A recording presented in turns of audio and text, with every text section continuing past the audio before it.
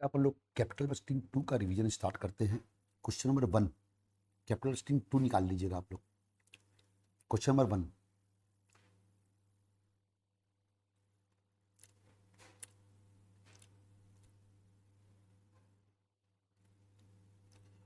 PR Engineering Limited is considering the purchase of a new machine which will carry out some operation which are at present performed by manual labor। मतलब अभी manual labour से काम कर रही है, अब machine install करेगी तो जो काम मैनुअल लेबर करती थी ना वो मशीन से करवाया जाएगा। Following information related to 2 alternative model MX and MY। 2 machine available है अपने पास, MX और MY। मशीन की कॉस्ट है 8 लाख और 10 लाख 20 हज़ार, लाइफ है 6 साल 6 साल, स्क्रैप वैल्यू है 20 हज़ार 30 हज़ार। Estimated net income before depreciation and tax. Net income before depreciation and tax का मतलब होता है बेटा, ये आपको PBDT क्वेश्चन में दिया हुआ है। इसमें डेप्रीशन मानेंगे, माइनस करेंगे तो PBT आ जाएगा, टैक्स माइनस करेंगे PAT आ जाएगा, डेप्रीशन को ऐड बैक कर देंगे एनुअल कैश इनफ्लो आ जाएगा। डेप्रीशन निकालेंगे original cost minus scrap value upon life से, और पांचों 6 साल का अलग अलग दिया हुआ है तो इसमें PVF अलग अलग इस्तेमाल होगा, एन्यूटी इस्तेमाल नहीं होगा। कॉर्पोरेट टैक्स रेट 30% है बेटा, रिक्वायर्ड रेट 10% है, डेप्रीशन SLM। Calculate the payback period of each project. Payback period पूछा है तो पेबैक पीरियड निकालने के लिए अपन लोग क्या करेंगे बेटा, पहले अपन लोग क्वेश्चन में PBT दिया हुआ है, MX मशीन का PBT निकाल लिख लिए, डेप्रीशन माइनस कर दिए, original cost scrap value upon life, PBT आ गया, टैक्स माइनस करके डेप्रीशन को ऐड बैक कर दिए, एनुअल कैश इनफ्लो आ गया। अब पेबैक पीरियड निकालने के लिए क्या करते हैं बेटा, पेबैक पीरियड मतलब वो पीरियड जितने पीरियड में अपना इनिशियल इन्वेस्टमेंट रिकवर बैक हो जाएगा। इनिशियल इन्वेस्टमेंट है 8 लाख रुपए, 8 लाख रुपए जितने साल में रिकवर बैक हो जाएगा वो है पेबैक पीरियड। 8 लाख रुपए जितने साल में रिकवर बैक हो जाएगा वो है पेबैक पीरियड।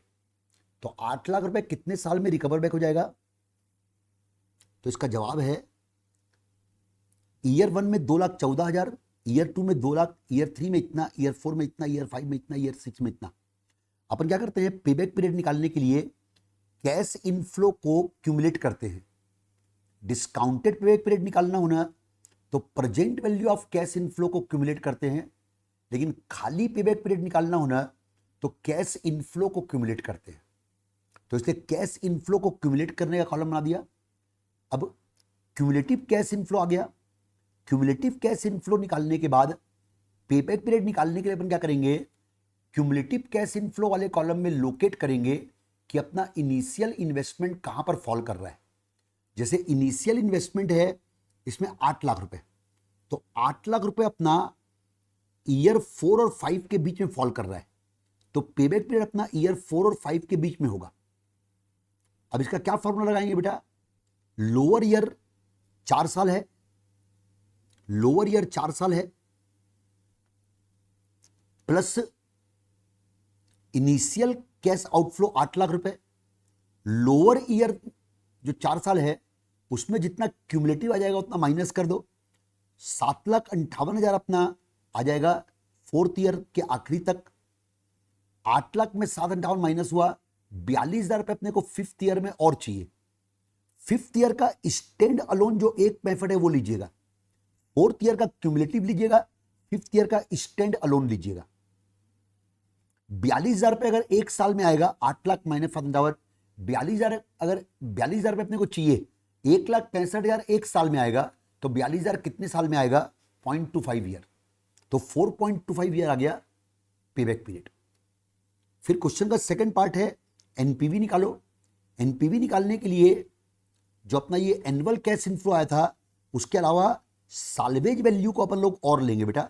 साल्वेज वैल्यू 20,000 रुपए लास्ट ईयर का कैश इनफ्लो हो जाएगा। लास्ट ईयर का कैश इनफ्लो यहीं पर ऊपर ही अपन ने साल्वेज वैल्यू को प्लस कर दिया। अगर अपन चाहते तो 20,000 रुपए को इस चार्ट में भी अलग से लिख सकते थे, खाली अपन लोग ऊपर के चार्ट में एनुअल कैश इनफ्लो निकाल के साल्वेज वैल्यू को यहां भी लिख सकते डायरेक्ट। तो साल्वेज वैल्यू को लेकिन अगर पेबैक पीरियड या डिस्काउंटेड पेबैक पीरियड पूछा है ना बेटा, तो बेटर रहता है कि साल्वेज वैल्यू को आप वहीं पर जोड़ दिया करो। तो ये एनपीवी आ गया। सेम ऐसे अपन लोग मशीन नंबर MY का भी करेंगे बेटा। पहले पीबीटी दिया हुआ है, डेप्रिसिएशन माइनस कर देंगे, पीबीटी दिया हुआ है, डेप्रिसिएशन माइनस कर देंगे, मतलब ये क्वेश्चन अपना कंप्लीट हो गया है बच्चों। अब अपन लोग क्वेश्चन नंबर 3 करते हैं बेटा। क्वेश्चन नंबर 3 निकाल लीजिएगा, page number 250। Lockwood limited want to replace its old machine with a new automatic machine. Two model A and B are available at the same cost of 5 lakh रुपए each. Salvage value of old machine is 1 lakh रुपए. The utilities of the existing machine can be used if the company purchases A. Additional cost of utility to be purchased in that case are 1 lakh रुपए. If the company purchases B, all the existing utility will have to be replaced with the new utility costing 2 lakh रुपए. The salvage value of the old utility will be 20,000 रुपए. बेटा ये शुरू की 5 line को मैं आपको पहले एक्सप्लेन करता हूं। अपने को पुरानी मशीन की जगह नई मशीन खरीदना है। 2 नई मशीन के ऑप्शन अवेलेबल है, मशीन ए और मशीन बी। ये शुरू की 5 लाइन जो दी है ना बेटा, इससे अपना 0 पीरियड का कैश आउटफ्लो निकलेगा। 0 पीरियड का कैश आउटफ्लो निकालने के लिए मशीन ए और मशीन दोनों की अपने को इनिशियल कॉस्ट दिया हुआ है 5 लाख रुपए। तो 5 लाख रुपए मशीन ए की कॉस्ट ले लो, 5 लाख रुपए मशीन बी की कॉस्ट ले लो। 0 पीरियड के आउटफ्लो में 5-5 लाख रुपए तो ये आ गया। ये देखिए cost of machine 5 lakh 5 lakh. अब क्वेश्चन में आगे का लिखा हुआ है पुरानी मशीन की साल्वेज वैल्यू 1 लाख रुपए दिया हुआ है। तो पुरानी मशीन की साल्वेज वैल्यू तो बेटा 1 लाख रुपए 0 पीरियड का कैश इनफ्लो होगा।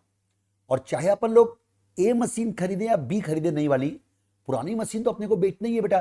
तो पुरानी मशीन का कैश इनफ्लो 1 लाख रुपए दोनों ऑप्शन में आएगा, उसको अपन 0 पीरियड में माइनस कर देंगे। ये देखिए पुरानी मशीन की साल्वेज वैल्यू 1 लाख को अपन ने दोनों कॉलम में माइनस कर दिया। इसीलिए फिर बेटा आगे आते हैं थर्ड लाइन में। ये थर्ड लाइन में जो utilities of existing machine word लिखा है ना बेटा, यूटिलिटीज ऑफ एग्जिस्टिंग मशीन का मतलब है पुरानी मशीन के कोई स्पेयर पार्ट वगैरह होंगे। तब यहां पर क्या कहानी दी बेटा कि अगर अपन ए मशीन खरीदते हैं ना, तो पुरानी मशीन के स्पेयर पार्ट काम आ जाएंगे। पुरानी मशीन के स्पेयर पार्ट काम आ जाएंगे। उस केस में अपने को 1 लाख के स्पेयर पार्ट और खरीदना पड़ेगा। Additional cost of utility to be purchase in that case 1 lakh रुपए। तो इसका मतलब 1 लाख रुपए के स्पेयर पार्ट अपने को और खरीदना पड़ेगा। तो 1 लाख रुपए को मैंने दिखा दिया यहां पर आउटफ्लो। फिर क्या लिखा हुआ है कि अगर बी खरीदेंगे ना, तो पुरानी मशीन के स्पेयर पार्ट काम नहीं आएंगे। तो भैया अगर पुरानी मशीन के स्पेयर पार्ट काम नहीं आएंगे तो उनको अपन बेच देंगे 20,000 रुपए में। तो 20,000 रुपए मशीन बी के केस में अपना इनफ्लो आ जाएगा पुरानी मशीन के स्पेयर पार्ट बेचने से। और अपने को स्पेयर पार्ट अब 2 लाख के खरीदने पड़ेंगे। ए मशीन में 1 लाख के खरीदने पड़े, बी में 2 लाख के खरीदने पड़ेंगे। तो 2 लाख रुपए आउटफ्लो, 20,000 रुपए इनफ्लो। इसलिए 2 लाख को आउटफ्लो दिखा दिया, 20,000 को इनफ्लो दिखा दिया। ये आपका present value of cash outflow आ गया 5 लाख और 5 लाख 80,000 रुपए। अब आगे बढ़िए। अर्निंग आफ्टर टैक्स दिया हुआ है, लेकिन यहां पर कैश इनफ्लो लिखा हुआ है। आप कैश इनफ्लो वर्ड को ध्यान दीजिएगा। दोनों मशीन का डायरेक्ट अपने को कैश इनफ्लो दे दिया। ईयर 5 का जो कैश इनफ्लो दिया है ना बेटा, उसमें ईयर 5 की साल्वेज वैल्यू को प्लस कर दीजिएगा, क्योंकि आपको पेबैक पीरियड या डिस्काउंटेड पेबैक पीरियड निकालने के लिए एग्रीगेट कैश फ्लो चाहिए। एक ही ईयर में 2 कैश फ्लो होंगे ना, तो एनपीवी निकालते समय दोनों को अलग अलग भी लिखेंगे तो कोई दिक्कत नहीं है। लेकिन पेबैक पीरियड या डिस्काउंटेड पेबैक पीरियड में अपने को एक पीरियड का एक ही कैश फ्लो चाहिए, तो दोनों को जोड़ के लेंगे। इसलिए ईयर 5 के कैश इनफ्लो को और साल्वेज वैल्यू को प्लस करके लीजिएगा। अब अपने को बोला है दोनों मशीनों का एनपीवी निकालो, डिस्काउंटेड पेबैक पीरियड निकालो, डिजायरेबिलिटी फैक्टर निकालो। डिजायरेबिलिटी फैक्टर अपन किसको बोलते हैं बेटा? पीआई को बोलते हैं। पीआई निकालने का क्या फॉर्मूला है बेटा? Present value of cash inflow upon present value of cash outflow. Discounted PP कैसे निकालेंगे बेटा? Present value of cash inflow की क्यूमुलेटिव वाला कॉलम बनाएंगे। इस क्वेश्चन का इसके आगे का आंसर देखिए। मशीन ए का cash flow, present value of cash flow, year 5 के कैश फ्लो को ध्यान दीजिएगा, सालों वैल्यू को जोड़ के लिया हूं। प्रेजेंट वैल्यू कैश फ्लो, जब पेबैक पीरियड पूछता है ना तो कैश फ्लो का क्यूमुलेटिव करते हैं। जब डिस्काउंटेड पेबैक पीरियड पूछता है ना तो present value of cash flow को क्यूमुलेट करते हैं। तो इसलिए डिस्काउंटेड पेबैक पीरियड पूछा है ना, इसलिए प्रेजेंट वैल्यू को मैंने क्यूमुलेट कर दिया। एनपीवी अपना ये आ चुका है। डिजायरेबिलिटी फैक्टर यानी कि अपने को पीवीसीआई अपॉन पीवीसीओ, और डिस्काउंटेड पेबैक पीरियड निकालने के लिए जो अपना ये पीवीसीओ 5 लाख रुपए है, ये कौन से ईयर में फॉल कर रहा है? ईयर 4 से 5 के बीच में फॉल कर रहा है। ईयर 4 का क्यूमुलेटिव लेंगे, ईयर 5 का स्टैंड अलोन लेंगे, लेकिन प्लीज बी केयरफुल, अगर आप डिस्काउंटेड पीपी निकाल रहे हो तो ईयर 5 का प्रेजेंट वैल्यू वाला लेना, और अगर पेबैक पीरियड निकाल रहे हो तो ईयर 5 का अनडिस्काउंटेड वाला लेना। आप डिस्काउंटेड पीपी निकाल रहे हो तो प्रेजेंट वैल्यू लीजिएगा। अगर खाली पेबैक पीरियड निकाल रहे हो, डिस्काउंटेड पेबैक पीरियड नहीं निकाल रहे हो, तो 2,20,000 लेते। लेकिन पेबैक पीरियड निकाल रहे हो, डिस्काउंटेड पेबैक पीरियड निकाल रहे हो तो 109,340 लेंगे। इसलिए 4 ईयर 5 लाख रुपए जीरो पीरियड का आउटफ्लो, चौथे साल के आखिरी तक 4,33,240 आई जाएगा। इतना और चाहिए, 5 लाख माइनस 4,33,240 इतना और चाहिए।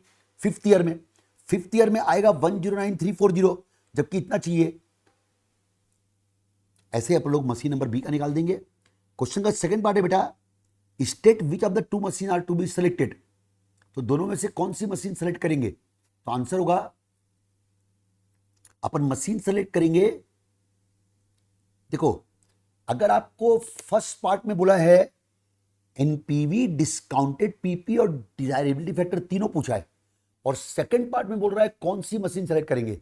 अगर तीन चीज पूछी है और मशीन का सिलेक्शन पूछा है तो तीनों के बेस पे पहले रैंकिंग दो।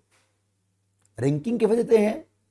पेबैक पीरियड और डिस्काउंटेड पेबैक पीरियड में लोअर बेटर रहता है, बाकी सब में हायर बेटर रहता है। NPV higher better, IRR higher better और पीआई हायर बेटर, लेकिन payback period discounted period lower better. तो अपन लोग रैंकिंग दिए। सेकंड पार्ट में अपन ने एनपीवी में हायर बेटर, डिस्काउंटेड पीरियड में लोअर बेटर, पीआई में हायर बेटर, जिसमें तीन में से दो में जो रैंक 1 आएगा उसको लेंगे। यहां पर ए मशीन तीनों में रैंक 1 आ रही है, इसलिए ए मशीन को अपन सिलेक्ट करेंगे। नंबर क्वेश्चन देखिए, PQR company limited is considering to select a machine out of 2 mutually exclusive machine. COC 12% है, कॉर्पोरेट टैक्स 30% है। Other information relating to both the machine is as follows. दोनों की cost दिया हुआ है, expected life दिया हुआ है, annual income before tax and depreciation दिया हुआ है। Annual income before tax and depreciation, depreciation SLM से बोल रहा है। रिक्वायरमेंट है डिस्काउंटेड पीपी निकालो, एनपीवी निकालो और पीआई निकालो, और 5 साल का अपने को पीवीएफ दिया हुआ है। कैसे प्रोसीड करेंगे क्वेश्चन में? Annual income before tax and depreciation दिया हुआ है, यानी annual profit before depreciation PBT दिया हुआ है अपने को। डेप्री माइनस कर देंगे। डेप्री निकालने के लिए कुछ नहीं दिया हो तो एसएलएम फॉलो करेंगे, एफएलएम दिया भी है। Cost of machine upon life कर दिया, डेप्रिसिएशन आ गया। डेप्रिसिएशन माइनस करने के बाद टैक्स रेट क्वेश्चन में है कि नहीं, देखो बेटा, क्योंकि टैक्स रेट नहीं हो तो डेप्रिसिएशन, तो टैक्स रेट ऊपर 30% दिया हुआ है। टैक्स माइनस करके डेप्रिसिएशन को ऐड बैक किया, एनुअल कैश इनफ्लो आ गया। एनुअल कैश इनफ्लो निकालने के बाद वैसे तो एनुअल कैश इनफ्लो इवन है तो अपन लोग एन्यूटी का यूज कर सकते थे, लेकिन याद रखिएगा बेटा, डिस्काउंटेड पेबैक पीरियड अगर पूछा है आपको तो आप डिस्काउंटेड पेबैक पीरियड निकालने के लिए एन्यूटी का यूज तो नहीं कर सकते, क्योंकि डिस्काउंटेड पेबैक पीरियड निकालने के लिए अपने को हर साल के present value of cash flow को क्यूमुलेट करना पड़ता है अलग अलग। तो इसका मतलब हर साल के present value of cash flow अपने को लगता है डिस्काउंटेड पेबैक पीरियड निकालने के लिए। इसीलिए चूंकि अपने को डिस्काउंटेड पेबैक पीरियड निकालने के लिए हर साल के कैश फ्लो को तो अलग अलग चाहिए, तो अपन लोग एनपीवी और पीआई में भी हर साल का अलग अलग कर देंगे तो अपने लिए ईजी हो जाएगा। तो ईयर 1 से लेके 5 तक का आप बना लीजिएगा। तो ये आपका 4 नंबर क्वेश्चन का आंसर हो गया। डिस्काउंटेड पीपी निकालने के लिए आप सब जानते हैं क्या करते हैं अपन लोग, अकॉर्डिंगली आप लोग कर लीजिएगा। अब आइए question number 5। The management of P Limited is considering to select a machine out of 2 mutually exclusive machine. The cost of 12%, corporate tax 30%, machine की कॉस्ट दिया हुआ है, लाइफ दिया हुआ है। एक मैं आप लोग को इंपॉर्टेंट बात बताना चाहता हूं बेटा, ये यहां पर मशीन की लाइफ अनइवन है, इस बात को आप लोग सब ध्यान सुनिएगा, क्योंकि मशीन की लाइफ अनइवन जब रहती है ना, तो अपन लोग एक कंसेप्ट पढ़े थे आखिरी में, जो इसी चैप्टर में है, इक्विवेलेंट एनुअल कॉस्ट कंसेप्ट। जब मशीन की लाइफ अनइवन रहती है ना, तो अपन इक्विवेलेंट एनुअल कॉस्ट कंसेप्ट लगाते हैं। तो एक सवाल है कि इस क्वेश्चन में मशीन की लाइफ अनइवन है, अपन ने इक्विवेलेंट एनुअल कॉस्ट कंसेप्ट क्यों नहीं लगाया? जवाब ध्यान समझिएगा। जवाब यह है कि इक्विवेलेंट एनुअल कॉस्ट कंसेप्ट तभी लगता है जब क्वेश्चन में वैसा कुछ दिया हो, जैसे कि इस क्वेश्चन की रिक्वायरमेंट क्या है, देखो डिस्काउंटेड पीपी है, एनपीवी है, आईआरआर है। ये तीनों रिक्वायरमेंट के लिए इक्विवेलेंट एनुअल कॉस्ट कंसेप्ट नहीं लगता। डिस्काउंटेड पीपी निकालने के लिए, एनपीवी निकालने के लिए और आईआरआर निकालने के लिए इक्विवेलेंट एनुअल कॉस्ट कंसेप्ट नहीं लगता है बेटा, और इसीलिए इस क्वेश्चन में इक्विवेलेंट एनुअल कॉस्ट कंसेप्ट नहीं लगाए थे। तो प्लीज बच्चों याद रखिएगा, अनइवन लाइफ वाला हर क्वेश्चन में कहीं एग्जाम में आप ईएसी मत निकाल के जाना, मेरा पॉइंट बस यही है। डिस्काउंटेड पीपी, एनपीवी और आईआरआर पूछा है अपने को, कौन सी मशीन चूज करना चाहिए? देखो याद रखो बेटा, ये डिस्काउंटेड पीपी और एनपीवी निकालना है ना, तो सीओसी के रेट से प्रेजेंट वैल्यू निकलता है, और सीओसी का रेट है 12%। तो डिस्काउंटेड पीपी निकालने के लिए और एनपीवी निकालने के लिए ये जो 12% का नीचे अपने को दिया हुआ है ना बेटा, इसको लेंगे अपन लोग 12% का। आईआरआर किसको बोलते हैं? आईआरआर निकालने के लिए क्या करते हैं अपन लोग, दो अलग अलग रेट से एनपीवी निकालते हैं। एक से पॉजिटिव एनपीवी आना चाहिए, एक से निगेटिव एनपीवी आना चाहिए। दो अलग अलग रेट से एनपीवी निकालने के बाद अपन एक फॉर्मूला लगाते हैं, lower rate plus NPV at lower rate upon NPV at lower rate minus NPV at higher rate into rate difference. IRR निकालने के लिए जनरल रूल ये है बेटा कि क्वेश्चन में जो ये 5 अलग अलग रेट के पीवीएफ दिए हुए हैं ना, 12, 13, 14, 15, 16, तो जनरल रूल ये है बेटा कि आप लोएफ्ट और हाईएफ्ट रेट को लेके बाकी रेट को इग्नोर मार दो, खास तौर पर जब रेट डिफरेंस बहुत क्लोज है। जैसे यहां पर रेट डिफरेंस क्लोज है 12, 13, 14, 15, 16, तो 13, 14, 15 को मार दो इग्नोर। 12 का एनपीवी आप निकालोगे ही, एनपीवी और इसके लिए 16 का एनपीवी और निकाल लेना, फिर इंटरपोलेट करके आईआरआर निकाल लेना। फिर क्वेश्चन बोल रहा है कि कौन सी मशीन टेकअप करना चाहिए। फर्स्ट पार्ट में आपको पूछा है डिस्काउंटेड पीपी, एनपीवी और आईआरआर। सेकंड पार्ट में बोल रहा है कौन सी मशीन टेकअप करना चाहिए। फर्स्ट पार्ट में जो 3 रिक्वायरमेंट है ना, तीनों के बेस पे मशीन को रैंकिंग दो। Discounted PP lower better ranking दे दो, एनपीवी आईआरआर हायर बेटर। 3 में 2 में जो मशीन सेलेक्ट होगी ना, उसको चूज कर दीजिएगा भाई। 3 में से 2 में तो एक मशीन कोई ना कोई रैंक बनाएगी ना, उसको सेलेक्ट कर दीजिएगा। Annual income before tax and depreciation दिया ही है, तो 5 नंबर में पहले एनुअल पीबीटी दिया हुआ है, डेप्रिसिएशन माइनस किए, पीबीटी आ गया, टैक्स माइनस करके डेप्रिसिएशन को एड बैक कर दिए, एनुअल कैश इनफ्लो आ गया। डिस्काउंटेड पीपी और एनपीवी निकालने के लिए 12 लो, आईआरआर के लिए 12 और 16 लो, बाकी इग्नोर कर दो।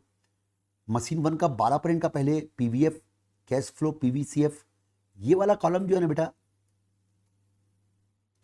इसी को कम्युलेट करेंगे और इन दोनों कॉलम के बेस पे एनपीवी और डिस्काउंटेड पीपी निकालेंगे।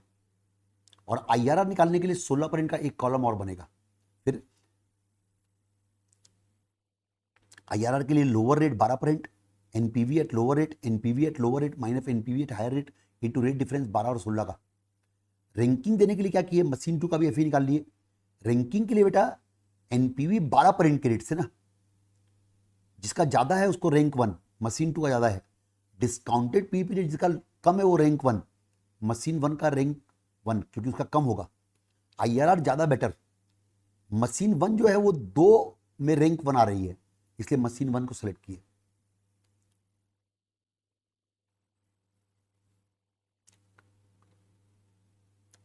नेक्स्ट क्वेश्चन अपन बनाए थे 7 नंबर क्वेश्चन। 7 नंबर क्वेश्चन है, S limited is considering the purchase of a new automatic machine which will carry out some operation which are at present performed by manual labor. NMA1 NMA2 two alternative model available. NMA1 और NMA2 की अपने को information दी हुई है, machine की cost दी हुई है, life दी हुई है। बेटा ये जो 5 इंफॉर्मेशन क्वेश्चन में दी है ना बेटा, ये 5 इंफॉर्मेशन में आप लोग सेविंग वर्ड कहां कहां लिखा है वो देखो, और कॉस्ट वर्ड कहां कहां लिखा है वो देखो। जहां जहां सेविंग लिखा है ना वो एनुअल कैश इनफ्लो है, जहां जहां कॉस्ट लिखा है ना वो एनुअल कैश आउटफ्लो है। 2 जगह सेविंग लिखा है, इन दोनों को प्लस कर दो। 3 जगह कॉस्ट लिखा है, इन तीनों को माइनस कर दो। Estimated saving in direct wages per annum, reduced cash outflow है, ये कैश इनफ्लो हो जाएगा। Estimated saving in scrap per annum, reduced cash outflow है, कैश इनफ्लो हो जाएगा। नीचे के तीनों और ये पांचों में पर एनम वर्ड है, ऑब्जर्व कीजिएगा। यहां पर ये स्क्रैप वर्ड का कोई कनेक्शन मशीन की स्क्रैप वैल्यू से नहीं है। कोई बच्चा गलती से इसको मशीन की स्क्रैप वैल्यू ना समझ ले। ये दोनों को जोड़ो, इन तीनों को माइनस करो, रिजल्टेंट फिगर जो आएगा वो आ जाएगा annual profit before depreciation and tax, वो एनुअल पीबीटी आएगा। इन दोनों को जोड़े, इन तीनों को माइनस किए, एनुअल पीबीटी आ गया। डेप्रिसिएशन माइनस कर दो, annual profit before tax, tax minus करके डेप्रिसिएशन को ऐड कर दो, एनुअल कैश इनफ्लो आ गया। 12% सीओसी दिया हुआ है। एक खास बात नोटिस करो बेटा, 2 वैरायटी क्वेश्चन रहते हैं मशीन की सिलेक्शन के लिए। कौन सी 2 वैरायटी? एक 5 नंबर, फर्स्ट पार्ट में तीनों पूछ लिया और सेकंड पार्ट में बोल रहा है मशीन कौन सी सिलेक्ट करे। ऐसे क्वेश्चन को बनाने का तरीका,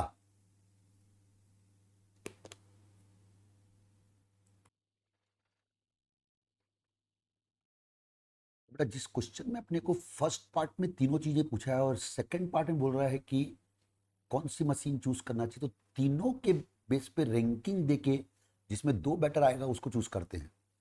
लेकिन 7 नंबर क्वेश्चन में अगर आप ध्यान दोगे ना तो आपको बोला है evaluate the alternative bye calculating the, तो ये जो है ना बेटा evaluate the alternative bye calculating the, उसके बाद फिर तीनों पूछा है, तो इसमें रैंकिंग मत देना इस क्वेश्चन में।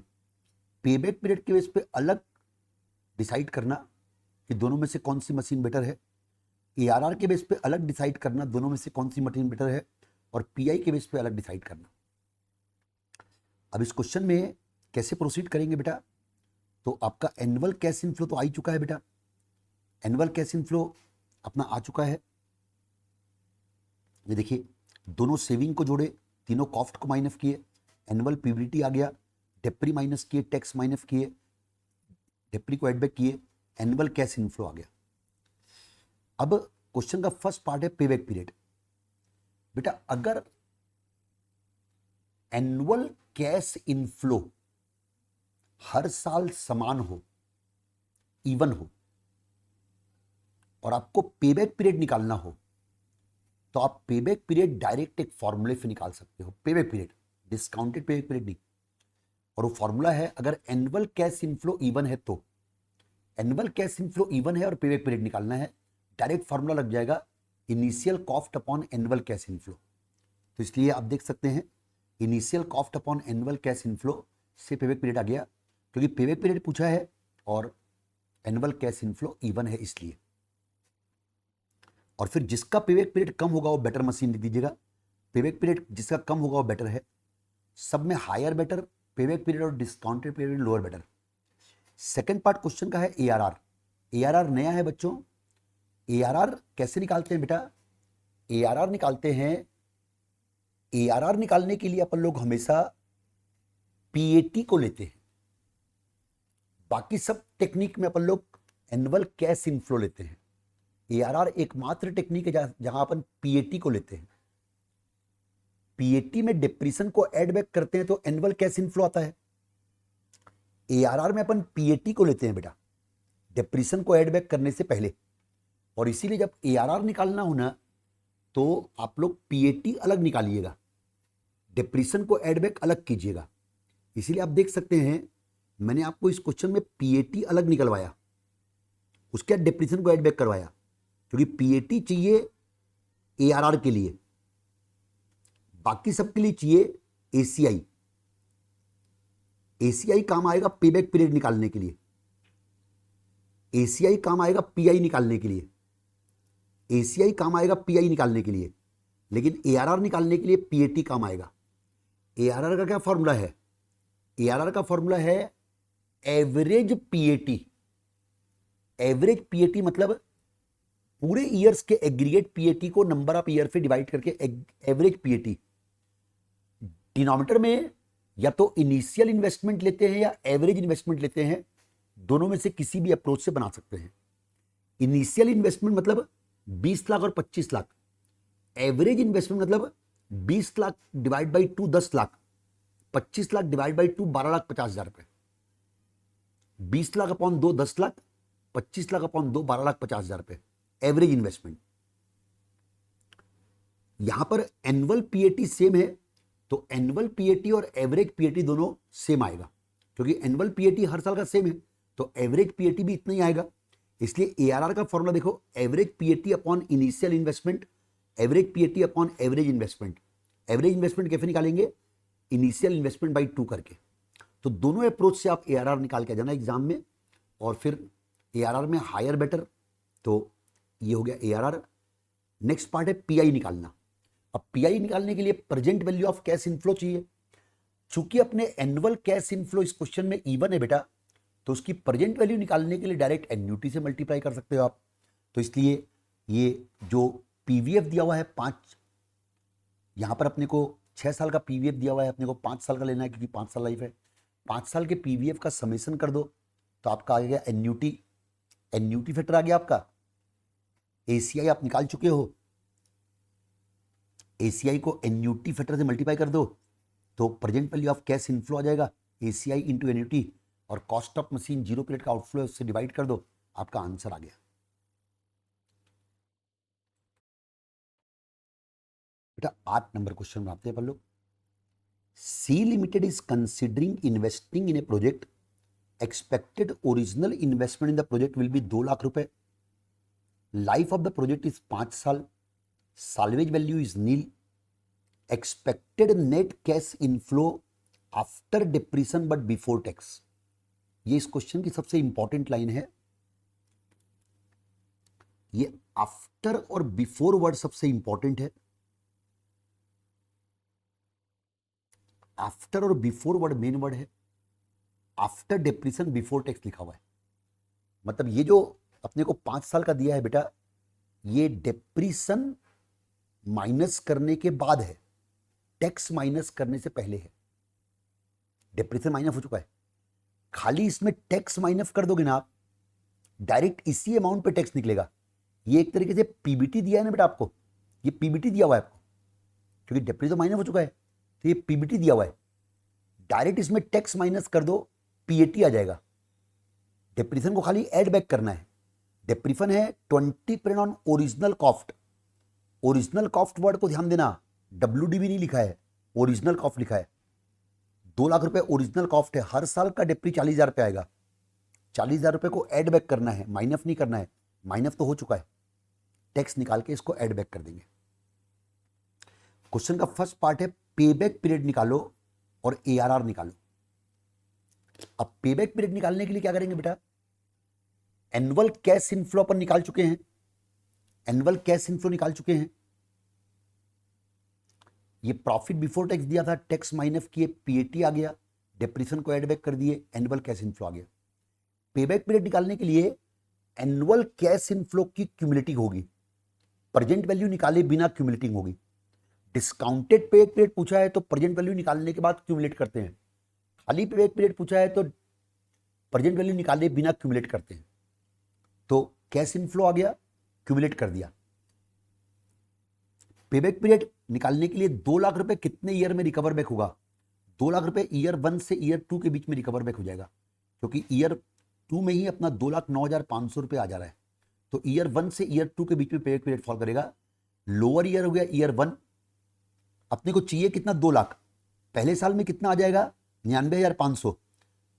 1,05,000 रुपए सेकेंड ईयर में और चाहिए। सेकेंड ईयर में आ कितना रहा है? 1,10,000। 1,10,000 अगर एक साल में आ रहा है तो 1,05,000 रुपए कितने साल में आएगा? 1.91 ईयर आ गया पेबैक पीरियड। एआरआर, एआरआर निकालने के लिए पहले अपने को चाहिए एवरेज पीएटी। एवरेज पीएटी चाहिए बेटा। ये अपना पीएटी जो हर साल का आया था ना, ये वाला, इस पांचों साल के पीएटी को जोड़ के 5 से डिवाइड करेंगे ना तो आएगा एवरेज पीएटी। पांचों साल के पीएटी को जोड़ के 5 से डिवाइड करेंगे तो आएगा एवरेज पीएटी। तो इसलिए पांचों साल के पीएटी को जोड़ के 5 से डिवाइड किया, एवरेज पीएटी आ गया। अपॉन 2 अप्रोच है, इनिशियल इन्वेस्टमेंट या एवरेज इन्वेस्टमेंट। अगर छोटा क्वेश्चन है दोनों अप्रोच से बनाओ, लंबा क्वेश्चन है एक अप्रोच से बनाओ, और बेस्ट अप्रोच मानी जाती है एवरेज इन्वेस्टमेंट। तो एवरेज इन्वेस्टमेंट 1 लाख रुपए हो गया, तो 1 लाख रुपए 2 लाख का हाफ एवरेज इन्वेस्टमेंट। ये लंबा क्वेश्चन है, इसलिए इसमें एक अप्रोच से निकाले। एनपीवी और एनपीवी इंडेक्स, बेटा एनपीवी इंडेक्स जो है ना, देखो profitability index, NPV index, present value index जो बोलते हैं इसको, डिजायरेबिलिटी फैक्टर बोलते हैं। एक नया नाम और सुन लो, बेनिफिट कॉस्ट रेशियो। 5 नाम बोला मैं अभी, किसके? पीआई के। Profitability index, net present value index, खाली प्रेजेंट वैल्यू इंडेक्स,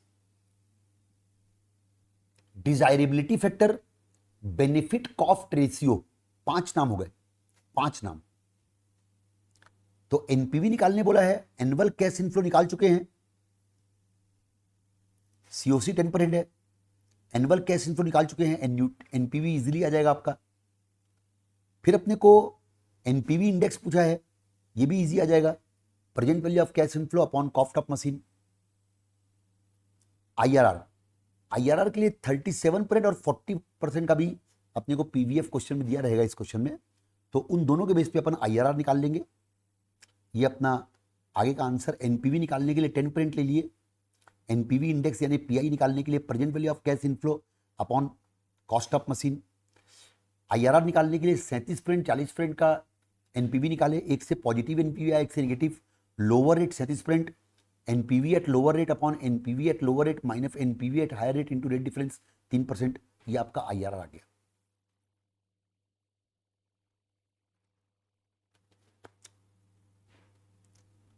नौ नंबर क्वेश्चन देखिए। 9 नंबर क्वेश्चन मैंने आपको चैप्टर 1 के साथ बनवाया था, उसी से मैं रिवीजन करा दूंगा। 10 नंबर क्वेश्चन देखिए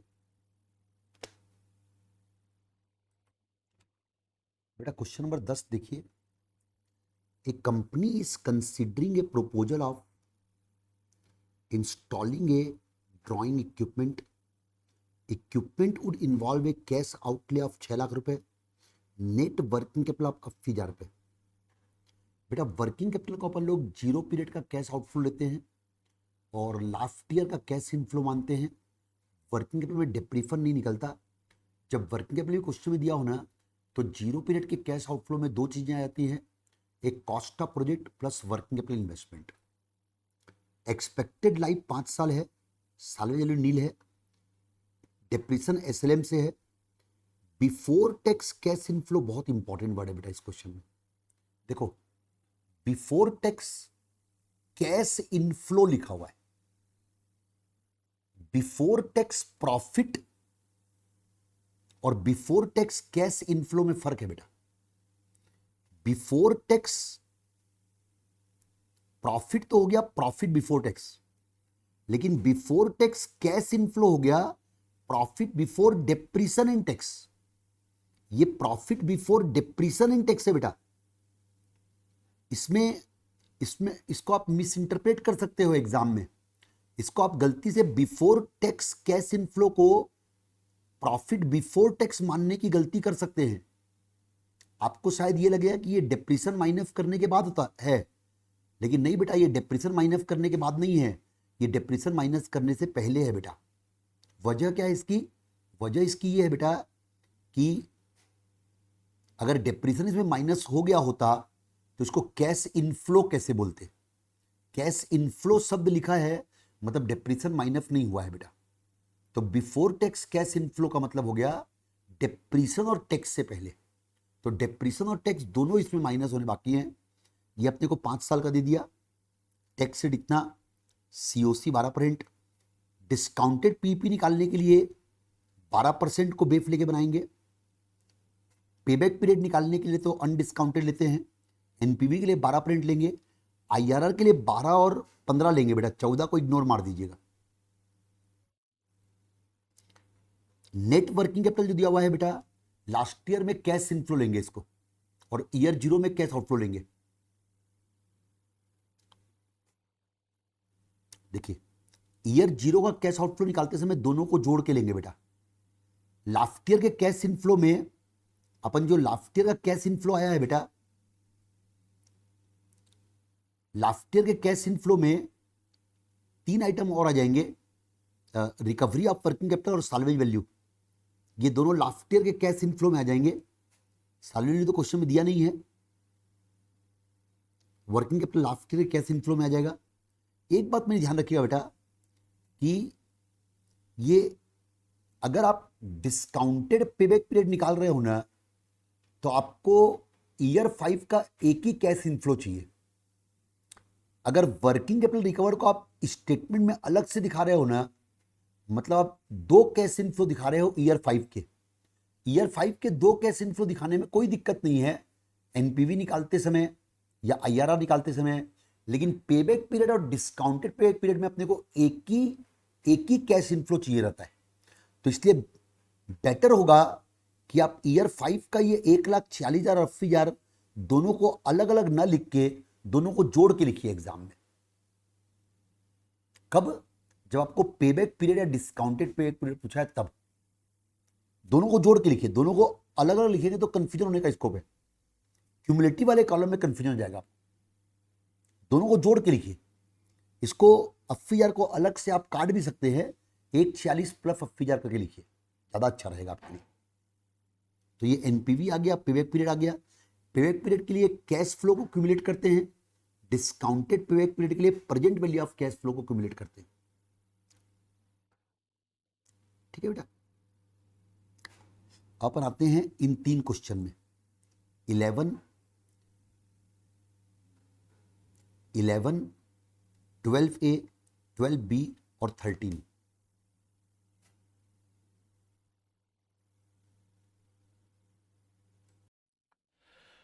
अब बेटा मैं आप लोग को क्वेश्चन नंबर 11, 12A, 12B और 13, ये चारों क्वेश्चन करवा रहा हूँ। इन चारों क्वेश्चन में मैंने आपको जो ये थ्योरी नोट्स दिए थे ना, जो टाइप कराने के बाद दिए थे, 74 नंबर पेज, इसमें इन चारों क्वेश्चन में एक की कॉन्सेप्ट दिया हुआ है। और वो की कॉन्सेप्ट है, जब भी क्वेश्चन में आपको प्रॉफिट बिफोर टैक्स निगेटिव में आता हो तो वहाँ पर 3 अलग अलग वैरायटी ऑफ क्वेश्चन पॉसिबल हैं। एक वैरायटी है जिसमें ये लिखा रहेगा loss can not be carry forward. Second है loss can be carry forward in next 2 year और क्वेश्चन इज साइलेंट। जब क्वेश्चन में आपको ये लिखा रहेगा ना loss can not be carry forward, तो उस केस में पीबीटी जब निगेटिव होगा ना तो उसमें अपन लोग टैक्स को नील लेंगे, टैक्स का बेनिफिट नहीं लेंगे। अगर loss can be carry forward in next 2 year लिखा होगा ना बेटा, तो अपन जिस ईयर में पीबीटी निगेटिव होगा ना उस ईयर में तो टैक्स को नील लेंगे, मगर उससे अगले साल जब पीबीटी पॉजिटिव होगा ना बेटा, उससे अगले साल जब पीबीटी पॉजिटिव हुआ ना बेटा, तो उस ईयर में अपन लोग टैक्स को कम करके लेंगे। जैसे पहले साल में 20 का लॉस है मान लो, नेक्स्ट ईयर में अपने को पीबीटी आया 100 रुपये पॉजिटिव, टैक्स अपन 80 रुपीज़ में निकालेंगे। कब? बीच वाली अप्रोच में। और लास्ट वाली अप्रोच में अगर क्वेश्चन साइलेंट होगा ना बेटा, तो जिस ईयर में पीबीटी निगेटिव है उस ईयर में अपन लोग टैक्स की सेविंग लेंगे। इसको मैंने नीचे एक एग्जाम्पल से एक्सप्लेन किया है। देखिए 17,500 माइनस प्रॉफिट है पहले साल का, सेकेंड ईयर का 23,300 पॉजिटिव है और टैक्स रेट 30% है। क्या करेंगे? Loss can not be carry forward लिखा है बेटा, पहले साल का टैक्स नील लिए, सेकेंड ईयर में पूरे 23,300 पे टैक्स निकाले। Loss can be carry forward in next 2 year लिखा है, पहले साल का नील लिए, सेकेंड ईयर में 23,300 पे टैक्स नहीं निकाले। 23,300 में 17,500 का लॉस एडजस्ट करने के बाद जो आया उसमें 30% टैक्स निकाले। थर्ड ईयर में क्वेश्चन साइलेंट है, फर्स्ट ईयर में ही अपन टैक्स बेनिफिट ले लिए। अब अपन ये 4 क्वेश्चन में आते हैं। क्वेश्चन नंबर 11 नंबर क्वेश्चन है, एग्जिस्टिंग कंपनी है, नया प्रोजेक्ट टेकअप कर रही है, 8 साल की लाइफ है, प्रोजेक्ट कॉस्ट 2,40,00,000 है, 8वें साल के आखिरी में रेफिडल नहीं है, वर्किंग कैपिटल 30 लाख रुपए नीडेड है, 100% कैपेसिटी प्रोजेक्ट की 2 लाख यूनिट पर एनम है, लेकिन production and sale volume is expected as follows. Year 1, 2, 3 से 5 और 6 से 8, selling price per unit, variable cost, fixed cost, in addition advertisement expense दिया हुआ है, income tax rate 25%, SLM depreciation cost of 12%, assume that loss can not be carry forward. ये key point है, loss can not be carry forward लिखा है ना, तो जिस ईयर में पीबीटी निगेटिव आएगा उस ईयर में अपन टैक्स नील लेंगे। 8 साल का अपने को पीवीएफ दिया हुआ है, क्वेश्चन अगर साइलेंट है तो अपन एनपीवी निकाल के डिसीजन लेते हैं। पहले क्या करेंगे बेटा अपन लोग, इस क्वेश्चन में अपन लोग हर साल का कैश इनफ्लो निकालेंगे। ईयर 1 का कॉलम बनाएंगे, सेल्स, सेल प्राइस, उसका 60% वेरिएबल कॉस्ट है। आप डायरेक्ट चाहो तो कंट्रीब्यूशन से भी स्टार्ट कर सकते हो, आपका टाइम बचेगा एग्जाम में। 200 रुपये का 60% कॉन्ट्रीब्यूशन है, 120 रुपये पर यूनिट कॉन्ट्रीब्यूशन हो गया। सेल और वेरिएबल कॉस्ट लिखेंगे, टाइम वेस्ट होगा, डायरेक्ट कॉन्ट्रीब्यूशन लिख देंगे ना। 200 रुपये का 60% 120 रुपये into sale quantity, direct contribution आ गया। फिक्स कॉस्ट माइनस करो, एडवर्टाइजमेंट एक्सपेंस माइनस करो, डेप्रीफर निकाल दो, original cost, working capital 0 period का आउटफ्लो मानेंगे लेकिन उसमें डेप्रीशन नहीं निकलेगा। 2,40,00,000 में डेप्रीशन माइनस कर दो, फिर इसके बाद टैक्स निकाल के डेप्रीशन को एड बैक कर दो। जिस ईयर में टैक्स नेगेटिव आएगा उस ईयर में उसको इग्नोर कर दीजिएगा। ये देखिए 11 नंबर क्वेश्चन, कॉन्ट्रीब्यूशन से स्टार्ट किया अपन लोग, सेल और वेरिएबल कॉस्ट लिखने की जरूरत नहीं है, fix cost add depreciation tax minus किए। यहाँ पर देखिए बेटा, पहले साल में पीबीटी निगेटिव है तो टैक्स अपन नील लिया, सेकेंड ईयर में पूरा टैक्स ले लिया अपन लोगों ने, ठीक है। एनुअल कैश इनफ्लो आ गया, एंड वर्किंग कैपिटल रिकवर्ड को इसमें दिखाने की जरूरत नहीं बेटा, आप वर्किंग कैपिटल रिकवर्ड को यहाँ पर अलग से दिखाओ एनपीवी वाले पार्ट में। वर्किंग कैपिटल रिकवर्ड और present value of cash outflow, present value of cash outflow में वर्किंग कैपिटल की इन्वेस्टमेंट को प्लस कर दिया 30 लाख रुपए, और लास्ट ईयर में वर्किंग कैपिटल रिकवर्ड को अलग से इनफ्लो दिखा दिया। 12A,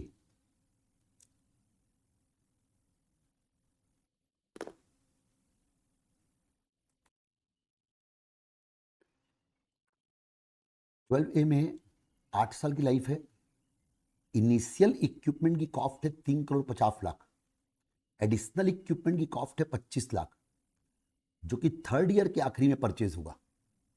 यहां पर एक लाइन को इग्नोर मार देना बेटा, और वो लाइन है from the cash inflow of this year. 0 period में 3,50,00,000 का इनिशियल इक्विपमेंट परचेज किया, ईयर 3 में 25 लाख का एडिशनल इक्विपमेंट परचेज किया। 8th ईयर के आखिरी में ओरिजिनल इक्विपमेंट की रीसेल वैल्यू नहीं है, एडिशनल इक्विपमेंट को 2.5 लाख में बेच सकते हैं। डेप्रीशन कैसे निकालेंगे इस क्वेश्चन में, एसएलएम से। ओरिजिनल इक्विपमेंट में ईयर 1 से लेके ईयर 8 तक डेप्रीशन आएगा, 3,50,00,000 स्क्रैप वैल्यू 0 अपॉन लाइफ 8 साल, ये डेप्रीशन ईयर 1 से लेके ईयर 8 तक क्लेम करेंगे। एडिशनल इक्विपमेंट 25 लाख रुपए कॉस्ट है, ओरिजिनल कॉस्ट।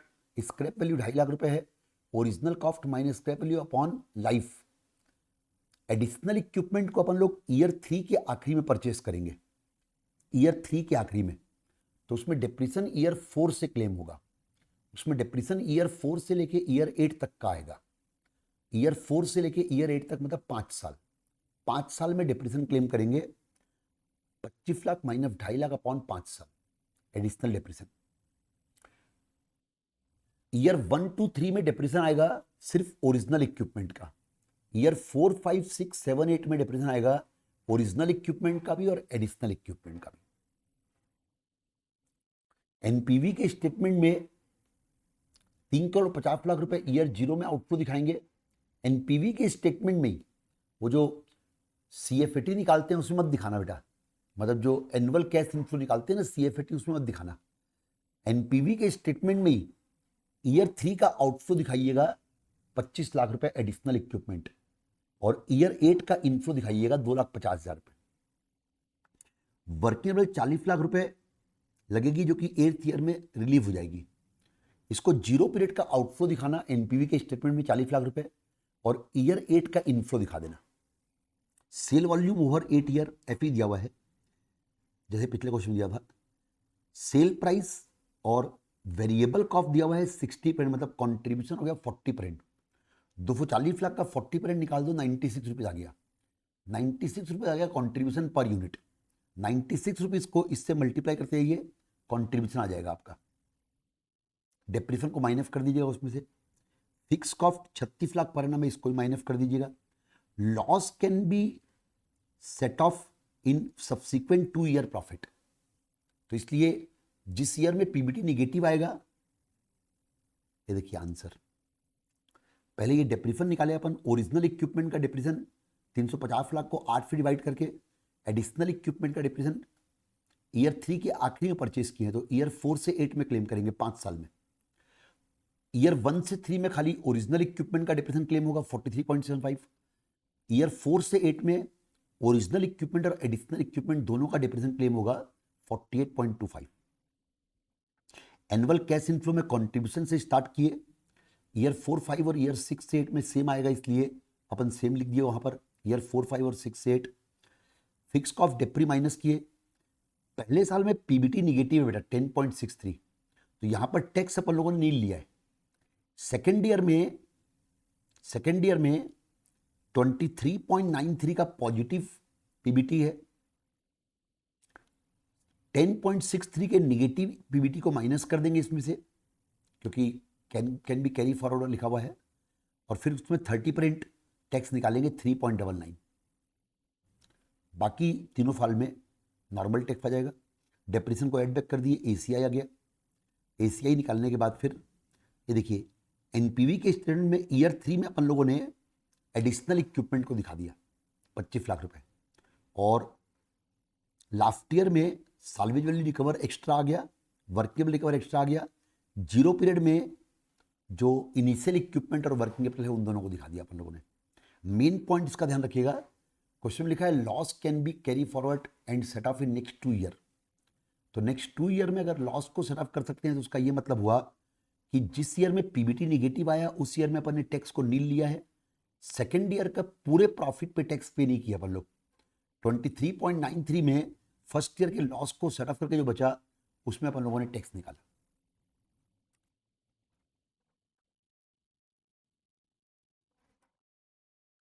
वेल बी देखिए, नया प्रोडक्ट लॉन्च कर रही है, 8 साल की लाइफ है, इनिशियल इक्विपमेंट इतना, एडिशनल इक्विपमेंट इतना। एडिशनल इक्विपमेंट में एक इंपॉर्टेंट बात लिखी है बेटा, क्वेश्चन नंबर 12A में लिखा हुआ था eight the end of third year. Question number 12B में लिखा है at the beginning of third year. Question number 12A में लिखा था एडिशनल इक्विपमेंट तीसरे साल के आखिरी में परचेज होगा, जबकि क्वेश्चन नंबर 12B में लिखा हुआ है एडिशनल इक्विपमेंट तीसरे साल के शुरू में परचेज होगा। तो तीसरे साल का शुरू मतलब ईयर 3 का स्टार्टिंग, तो ये ईयर 2 का एंड हो गया, ईयर 2 का एंड हो गया। तो ये 26 लाख रुपए के कैश आउटफ्लो को ईयर 2 के आखिरी में दिखाइएगा कैश आउटफ्लो। ईयर 2 के आखिरी में कैश आउटफ्लो आएगा, ये ईयर 2 के आखिरी में, और डिप्रीशन इसमें ईयर 3 से क्लेम करेंगे, ईयर 3 से 8 तक 6 साल की लाइफ रहेगी इसकी, क्योंकि ओरिजिनल की लाइफ है 8 साल, इसकी लाइफ 6 साल होगी। ईयर 2 के आखिरी में परचेस किया, ईयर 2 का आउटफ्लो दिखाओ, 6 साल की लाइफ दिखाओ। 8वें साल के आखिरी में ओरिजिनल इक्विपमेंट की सेल वैल्यू उसकी कॉस्ट ऑफ रिमूवल के बराबर है। ये जो लाइन है बेटा, resale value equivalent to cost of removal, इसका एक्चुअल मतलब होगा रीसेल वैल्यू इज नील। जितने रिमूव करेंगे, 10 लाख रुपए रिमूवल में लगा, 10 लाख रुपए में बिकेगी, तो रीसेल वैल्यू नील हो गई एक तरीके से। तो इसका मतलब resale value is nil मानिएगा।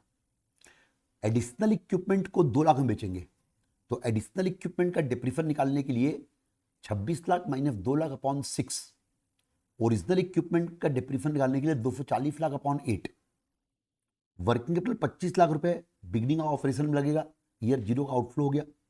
100% capacity of plant, अगर क्वेश्चन साइलेंट भी हो ना, तो भी वर्किंग कैपिटल को लाइफ के आखिरी में रिकवर बैक मानते हैं। मान लो इस क्वेश्चन में कहीं पर नहीं भी लिखा होगा ना बच्चों कि वर्किंग कैपिटल रिकवर हुआ है कि नहीं हुआ है, तो ये एज्यूम किया जाएगा कि वर्किंग कैपिटल लाइफ के आखिरी में रिकवर बैक हो जाएगा।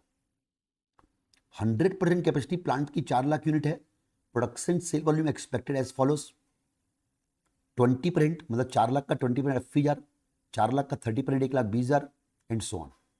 सेल प्राइस 100 रुपए, पीवी रेशियो डायरेक्ट दिया हुआ है, पीवी रेशियो दिया हुआ है 60%, तो 100 रुपए का 60% 60 रुपए आ गया contribution per unit. Contribution per unit को सेल क्वांटिटी से मल्टीप्लाई करते जाओ। Fixed operating cost, advertisement expense, 50% tax, 12%, straight line depression,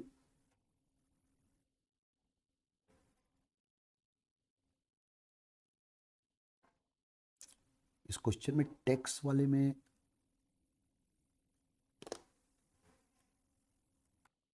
एक बात नोटिस करो बेटा, इस क्वेश्चन में टैक्स के बारे में क्वेश्चन साइलेंट है। देखो कंपेयर करो, 11 नंबर में लिखा था loss can not be carry forward,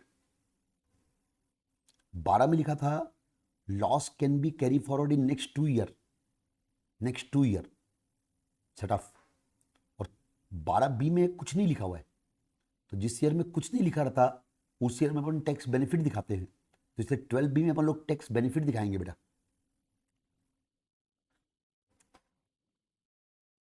12B का आंसर देखिए, ओरिजिनल इक्विपमेंट के डिप्रेशन के लिए 8 साल लिए, एडिशनल इक्विपमेंट में 6 साल लिए। ओरिजिनल इक्विपमेंट का डिप्रेशन ईयर 1-2 में क्लेम होगा और ईयर 3 से 8 में दोनों का क्लेम होगा, 30 लाख और 4 लाख। कॉन्ट्रीब्यूशन 60 रुपीज़ के रेट से, fix cost add depreciation PBT, tax depreciation को ऐड बैक कर दिया, कैश इनफ्लो। एडिशनल इक्विपमेंट देखो बेटा, एनपीवी के मेन स्टेटमेंट में एडिशनल इक्विपमेंट सेकेंड ईयर के आखिरी में आया है, ठीक है।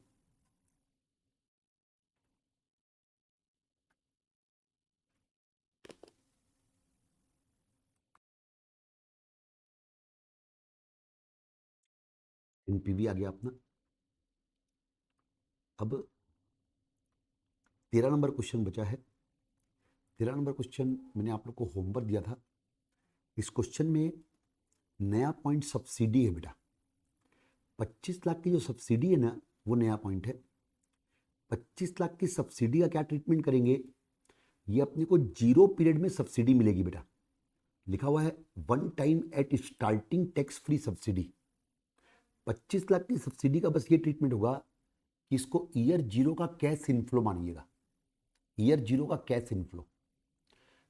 लेकिन जो डिप्रीफन कैलकुलेट करेंगे ना, वो पूरी 1,75,00,000 पे कैलकुलेट करेंगे। डिप्रीफन निकालने के लिए सब्सिडी को माइनस मत कीजिएगा। सब्सिडी का ट्रीटमेंट बस यही होगा कि वो 25 लाख रुपए को 0 पीरियड का कैश इनफ्लो मानिएगा। 0 पीरियड में ये 1,75,00,000 कैश आउटफ्लो हो गया, 25 लाख सब्सिडी कैश इनफ्लो हो गया। लेकिन डिप्रेशन पूरी अमाउंट पे कैलकुलेट होगा 1,75,00,000 पे। सब्सिडी माइनस करके डिप्रेशन कैलकुलेट मत कीजिएगा। 1,50,00,000 पे डिप्रेशन कैलकुलेट मत कीजिएगा। डिप्रेशन 1,75,00,000 पे कैलकुलेट होगा। बाकी ये क्वेश्चन सेम है जो कि 12A नंबर था। बेटा 14 और 15 नंबर क्वेश्चन मुझे लगता है कि आपके पूरे कोर्स में कैपिटल बजटिंग के दो एकमात्र क्वेश्चन है, दोनों सिमिलर क्वेश्चन है दोनों, जिनमें कि आपको थोड़ा सा केयरफुल रहना है डिप्रेशन वाले मामले को लेके। तो 14-15 को मैं आपको हाईली रिकमेंड करूंगा, सिर्फ एक मुद्दे पे, वो है डिप्रेशन। उसको आप ध्यान से सीख लो बेटा सब लोग। क्वेश्चन है, a company is considering the proposal of taking up a new project, investment 400 lakh रुपए on machine and cost, project is expected to yield the following earning before depression and tax over the next 5 year. तो ये अपने को PBDT दिया हुआ है बेटा, ये 5 साल का पीबीडीटी है। सीओसी 12% है, cost of raising additional capital COC को बोलते हैं। डिप्रेशन 20% डब्ल्यूडी मेथड से है, स्क्रैप वैल्यू नील है, इनकम टैक्स रेट 50% है। इंपॉर्टेंट बात है, डब्ल्यूडी मेथड का डिप्रेशन है। शायद बहुत कम क्वेश्चन है अपने कोर्स में जिसमें डब्ल्यूडी भी डिप्रेशन है। रिप्लेसमेंट टॉपिक के कुछ क्वेश्चन में था। एनपीवी निकालने बोल रहा है, आईआरआर निकालने बोल रहा है, और सीओसी दिया हुआ है 12% बेटा। तो 12% सीओसी है तो अपन लोग 12% से तो एनपीवी निकालेंगे, और आईआरआर निकालने के लिए अपन लोग 12 से अगर पॉजिटिव आ गया ना तो 16 पे निकाल लेंगे, 12 पे निगेटिव आया तो 10 पे निकालेंगे। यहाँ 12 से पॉजिटिव आ रहा है, इसलिए 10 और 14 यूजलेस हो गया। 12 पे तो निकालना ही है, फिर 16 पे निकाल के आईआरआर के लिए काम आएगा वो। अब बेटा इस क्वेश्चन में जो सबसे मेन पॉइंट है ना बेटा, वो है डिप्रेशन। डिप्रेशन में मेन पॉइंट क्या है बेटा, डिप्रेशन अगर डब्ल्यूडी मेथड से दिया हो ना तो एफटीसीजी एफटीसीएल निकालते हैं ऐसे। मशीन की कॉस्ट ले लिया, ईयर 1 से लेके 4 तक का डिप्रेशन माइनस कर दिया, 4th ईयर के आखिरी की डब्ल्यूडी भी आ गई, साल्वेज वैल्यू नील है, लास्ट ईयर में शॉर्ट टर्म कैपिटल लॉस आ गया। ईयर 5 का डिप्रेशन कैलकुलेट करने की जरूरत नहीं है अलग से। इन दोनों क्वेश्चन में याद रखिएगा, ये जो शॉर्ट टर्म कैपिटल लॉस निकालोगे ना, it is inclusive of depression also. एक दूसरा ऑप्शन और है, वो भी बता देता हूं, ये भी कर सकते हो आप, किसी को कंफ्यूजन होना। दूसरा ऑप्शन ये हो सकता है कि आप ईयर 5 का भी डिप्रेशन निकाल लो। ईयर 5 का डिप्रेशन आ जाएगा 40.96 का 80%, 32.768। तो अब डब्ल्यूडीवी जो है ना वो इतने रुपए कम हो जाएगी, ऐसा कर सकते हैं आप। मैं इसको आंसर को चेंज नहीं करवा रहा हूं बेटा, ये एक अल्टरनेटिव आंसर बता रहा हूं, कंफ्यूजन हो तो अब एसटीसीएल इतना आ गया आपका, जितना डिप्रेशन आया ना 5th ईयर का, उतना शॉर्ट टर्म कैपिटल लॉस कम हो गया। अगर 5th ईयर का डिप्रेशन निकालोगे तो आपको कंफ्यूजन, आपको लगता है कम होगा, तो आप वो कर सकते हैं। तो बेटा अब जो है ना, इसका ट्रीटमेंट क्या करेंगे, 5th ईयर में अपन लोग ये डिप्रेशन और शॉर्ट टर्म कैपिटल लॉस दोनों क्लेम करेंगे। यहां पर एक साथ था 163.84। अब अगर आप अलग अलग करना चाहो तो भी डिप्रेशन 32.768 माइनस होगा, और फिर short term capital loss minus होगा। डिप्रेशन और शॉर्ट टर्म कैपिटल लॉस दोनों नॉन कैश आइटम है। डिप्रेशन तो नॉन कैश आइटम है, आप सब जानते हो। शॉर्ट टर्म कैपिटल लॉस भी नॉन कैश आइटम है। उसको पहले अपन डिप्रेशन की तरह माइनस करते हैं, बाद में टैक्स निकालने का उसको भी ऐड बैक करते हैं, जैसे डिप्रेशन को ऐड बैक करते हैं। तो यहां पर डिप्रेशन और शॉर्ट टर्म कैपिटल लॉस दोनों को बाद में ऐड बैक कर दीजिएगा। तो इसलिए आप देख सकते हैं कि मैंने ये डिप्रेशन और शॉर्ट टर्म कैपिटल लॉस दोनों को ऐड बैक कर दिया है। ये रहा 163.84, पहले दोनों माइनस हुए फिर ऐड बैक हो गए। लास्ट ईयर में अपना पीबीटी निगेटिव आ रहा है, लास्ट ईयर में अपन टैक्स की सेविंग लेंगे, क्योंकि अपने को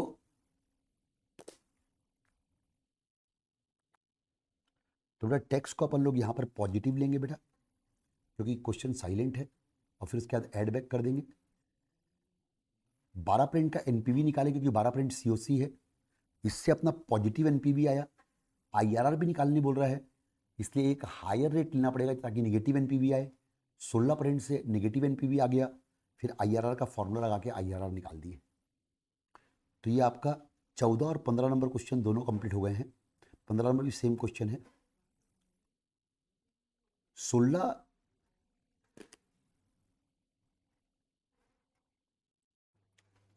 बेटा अब अपन लोग करते हैं ये 4 क्वेश्चन, 16, 17, 18, 19 चारों क्वेश्चन एक जैसे हैं और एक स्पेशलाइज नॉलेज मांगते हैं।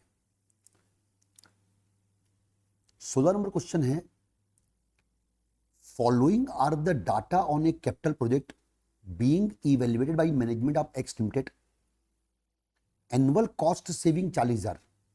बेटा ये एनुअल कॉस्ट सेविंग जो है ये हो गया आपका annual cash inflow ACI। Life 4 साल दिया हुआ है, IRR दिया है 15%। IRR मतलब वो डिस्काउंटिंग रेट जिससे कि NPV 0 हो। IRR में आपका ये वाला इक्वेशन सेटिस्फाई होता है, कॉस्ट ऑफ प्रोजेक्ट, ये present value of cash outflow हो गया, equal to annual cash inflow into annuity at the rate of IRR for 4 year. IRR 15% दिया है ना, IRR मतलब वो डिस्काउंटिंग रेट जिससे NPV 0 हो, जिससे present value of cash outflow present value of cash inflow के बराबर हो। Present value of cash inflow है annual cash inflow into annuity, लेकिन कौन से रेट से लेंगे? IRR के रेट से लेंगे। वो दोनों का एनुअल कैश इनफ्लो की प्रेजेंट वैल्यू जो है वो कॉस्ट ऑफ प्रोजेक्ट के बराबर जिस रेट से आएगा वो रेट वो आपका IRR का इक्वेशन हो गया ये वाला। ठीक है बेटा। अब ये PI दिया हुआ है, ये PI जो 1.064 दिया हुआ है ना बेटा, ये हो गया present value of cash inflow upon cost of project. यहां पर जो present value of cash inflow लेंगे ना, उसमें एनुअल कैश इनफ्लो को एन्यूटी से मल्टीप्लाई करेंगे COC के रेट से। PI में PI निकालते समय जो PVCI आएगा ना, उसमें जो अपन लोग PVCI में जो एन्यूटी फैक्टर लेंगे ना वो COC के रेट से लेंगे। NPV पूछा है अपने को क्वेश्चन में, कॉस्ट ऑफ कैपिटल पूछा है अपने को क्वेश्चन में, कॉस्ट ऑफ प्रोजेक्ट पूछा है अपने को क्वेश्चन में, पेबैक पीरियड पूछा है अपने क्वेश्चन में, सैलरी 0 दिया हुआ है। नीचे अपने को मिसिंग फिगर पूछा है, 15% का एन्यूटी फैक्टर दिया हुआ है, 14 का दिया है, 13 का दिया है, 12 का दिया है। अब कैसे प्रोसीड करना है क्वेश्चन में बच्चों? सबसे पहले अपने को IRR जो दिया है ना 15%, उसमें ये वाला इक्वेशन डेवलप करना है, cost of project equal to annual cash inflow into annuity at the rate of IRR। तो कॉस्ट ऑफ प्रोजेक्ट अपने को पहले निकालना है। कॉस्ट ऑफ प्रोजेक्ट निकालने के लिए अपन लोग क्या करेंगे बेटा, ये अपना आंसर आ जाएगा, एनुअल कैश इनफ्लो 40,000 रुपए है बेटा। 40,000 रुपए को किससे मल्टीप्लाई कर देंगे? IRR की एन्यूटी फैक्टर से 2.855, इससे मल्टीप्लाई कर देंगे। 2.855 से मल्टीप्लाई किया, IRR के एन्यूटी फैक्टर से मल्टीप्लाई किया, तो 40,000 इंटू 2.855, तो आपका 114,200 आ गया कॉस्ट ऑफ प्रोजेक्ट। यानी कॉस्ट ऑफ प्रोजेक्ट निकालने के लिए एनुअल कैश इनफ्लो को सीधा IRR के एन्यूटी फैक्टर से मल्टीप्लाई कर दो IRR के, तो आपका कॉस्ट ऑफ प्रोजेक्ट आ गया।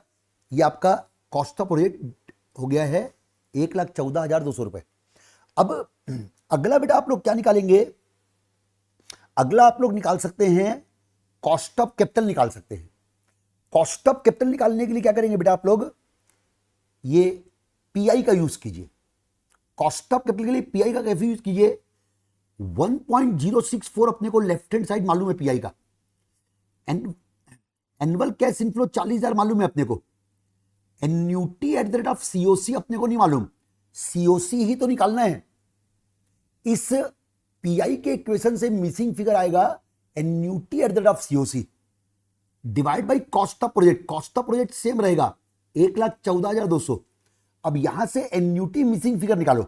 एन्यूटी कितना आ रहा है देखो बेटा, 1,14,200 इंटू 1.064 अपॉन 40,000। यहां से एन्यूटी आ गया, annuity at the rate of COC आ गया पीआई के फॉर्मूले से 3.038। अब ये 3.038 का जो एन्यूटी जिस रेट से आपका टैली होगा ना वो आपका सीओसी है। ये आपका 3.038 टैली हो रहा है 12% के रेट से। सो 12% आपका आ गया कॉस्ट ऑफ कैपिटल। तो पहले अपन लोग कॉस्ट ऑफ प्रोजेक्ट निकाले। कैसे निकाले? Annual cash inflow multiply by annuity at the rate of IRR. Cost of project आ गया। कॉस्ट ऑफ प्रोजेक्ट निकालने के बाद पीआई के फॉर्मूले में गए और पीआई के फॉर्मूले से annuity at the rate of COC निकाले।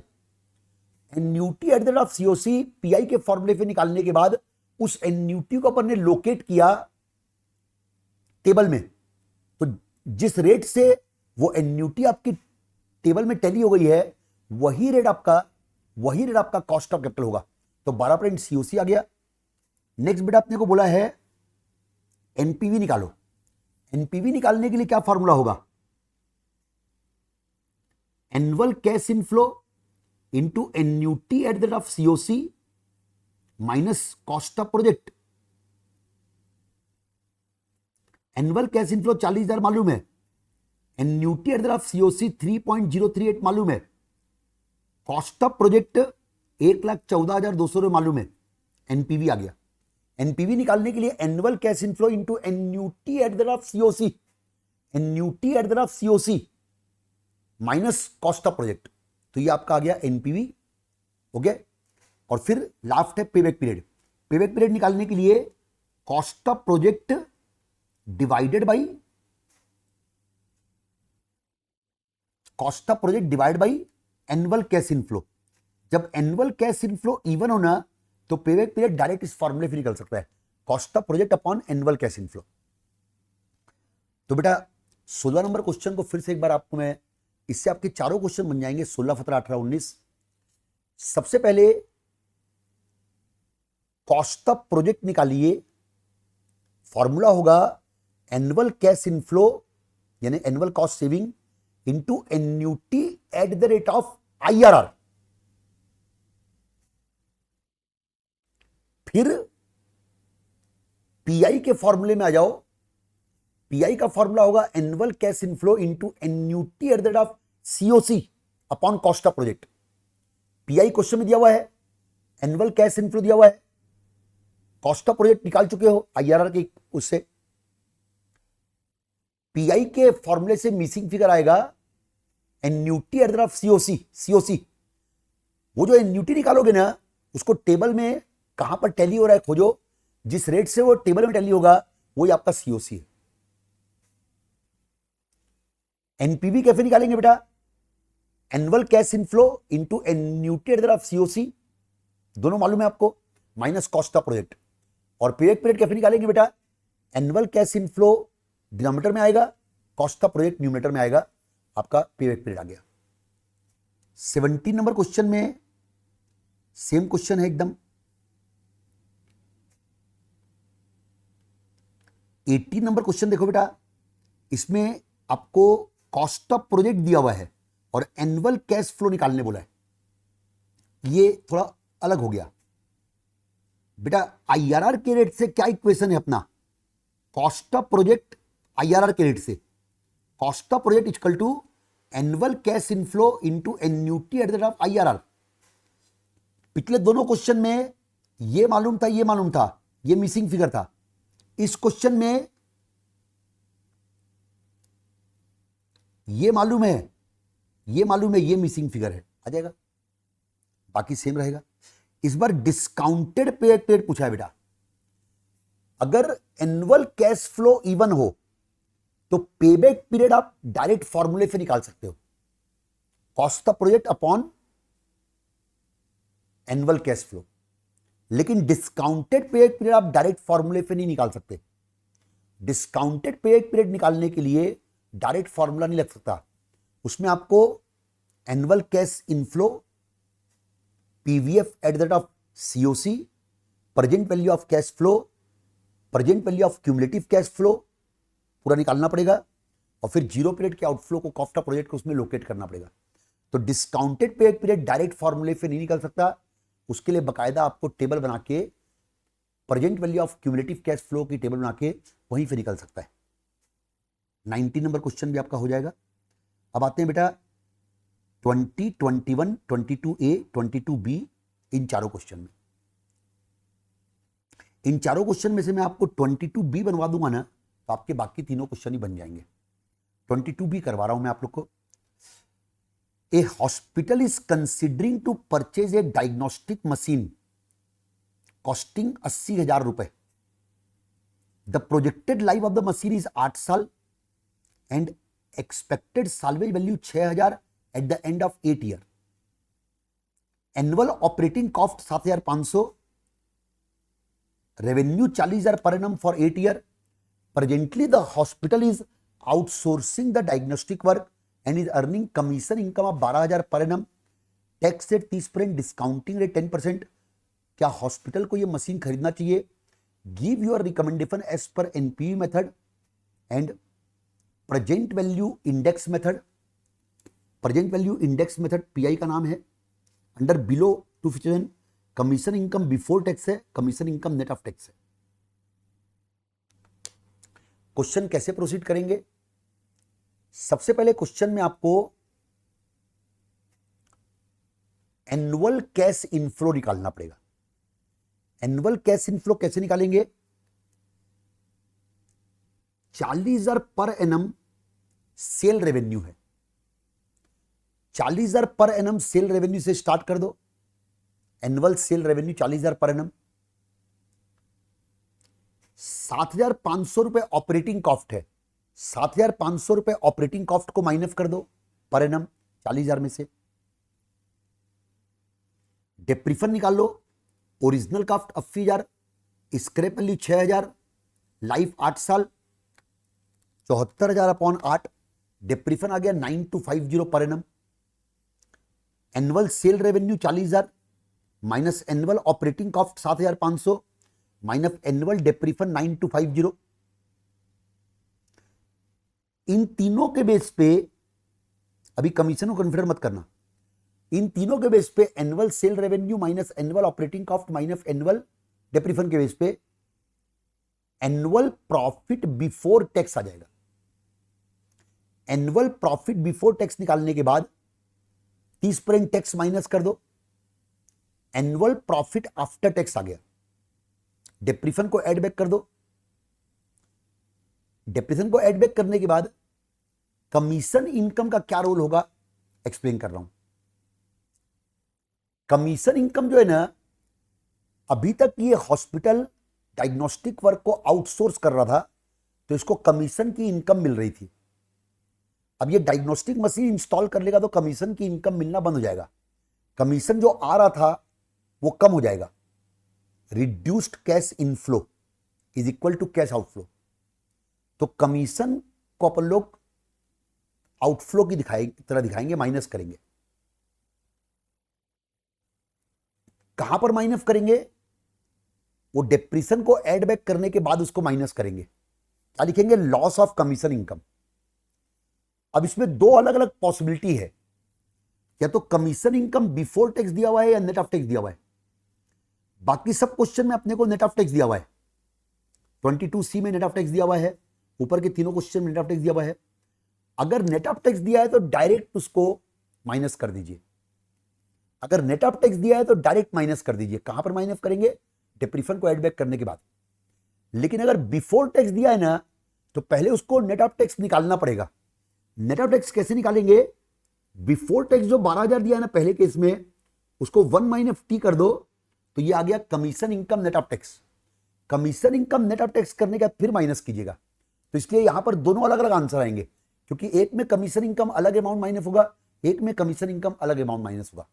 दोनों में अलग अलग माइनस होगा, इसलिए दो आंसर आ जाएंगे आपके। आपने एनुअल कैश इनफ्लो निकाल लिया। कमीशन इनकम अगर बिफोर टैक्स दिया है तो नेट ऑफ टैक्स कर दो 1 माइनस टी करके, commission income net of tax आ जाएगा। अगर नेट ऑफ टैक्स ही दिया हुआ है तो कुछ नहीं करना पड़ेगा, उतना माइनस कर दीजिए, वो आपका एनुअल कैश इनफ्लो आ गया। एनुअल कैश इनफ्लो को 8 साल के एन्युटी फैक्टर से मल्टीप्लाई कर दो। साल्वेज 8th ईयर में रिलाइज होगा, उसको 8th ईयर के पीवीएफ से प्लस कर दो, और फिर 0 पीरियड की कॉस्ट 80,000 माइनस कर दीजिए। 2 एनपीवी आ गए, डिफिजन ले लीजिए। इससे आपके 5 क्वेश्चन बन गए।